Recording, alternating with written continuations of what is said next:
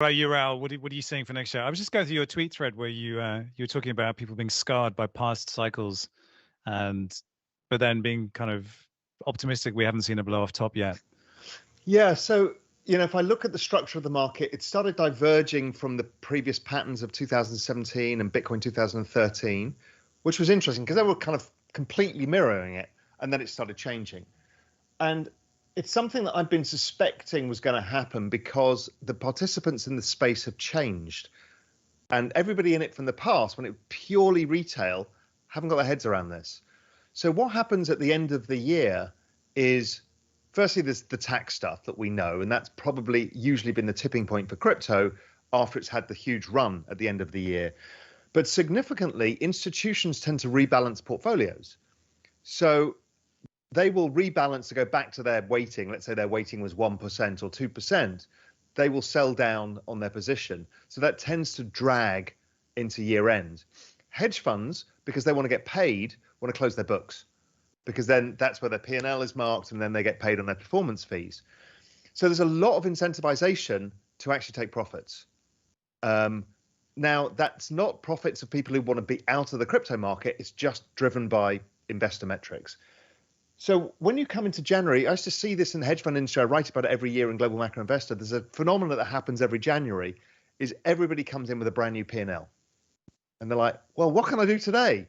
Now, we've got a ton of crypto hedge funds, traditional hedge funds in crypto. So those guys are going to come to their desk. They've squared their book.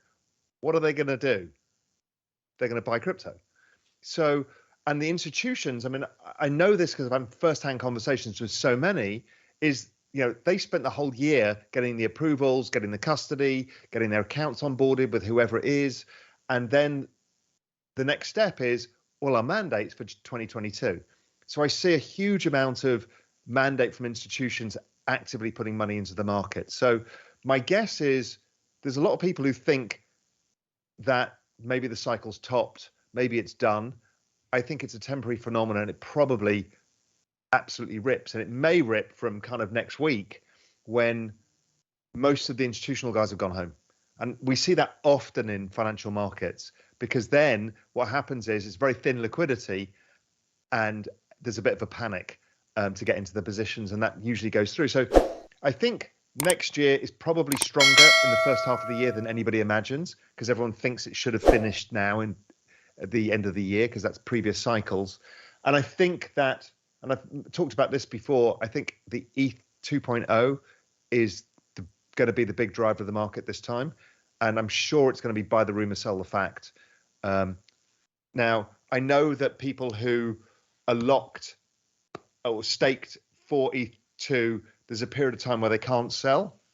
But that's like red rag to a bull to every hedge fund or every trader, because I know you're going to have to sell. So I'm just going to force you to sell at the lowest possible price, because there's a lot of sellers. So I have a feeling that it's going to be a buy the rumor, sell the fact. So the moment it's announced, everyone's like, oh, ETH, it's amazing now. It's going to be a deflationary asset and blah, blah, blah. And the market's going to puke because everyone realizes there's a bunch of people who are locked into the position and can't do anything about it. So that's my mental framework. Could be completely wrong. I think it's stronger first half of the year than anybody imagines. And the structure of these markets change. And then I think it probably suffers a bit, and that would also suffer with probably withdrawal of liquidity from the Fed and others as well.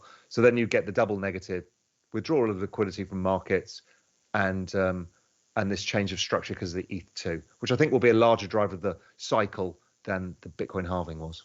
Raoul Pal, Camilla Russo, thank you so much for joining me for this end of year special. We ran long, but I think it was worth it. We will be coming back to you on your screens in the new year. It'll be 2022. And if Raoul is right and we are ripping, well, good God help us all.